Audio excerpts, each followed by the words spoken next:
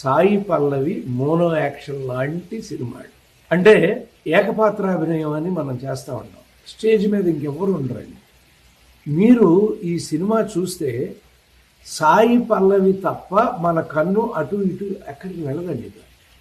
నేను 400 సినిమాలు రాసిన నేనే ఆ సినిమా చూస్తా అనుక్షణం, అంటే ఫ్రేమ్లో ఆ అమ్మాయి లేని ఫ్రేములు తప్ప తను ఫ్రేమ్లో ఉంటే మాత్రం కన్ను తన మీదే ఉంది. ఇది మీరు 2 గంటల 30 నిమిషాల దగ్గర అరెస్టింగ్గా మీరు అలా చూస్తూనే ఉంటారండి. Because of Sai Pallavi.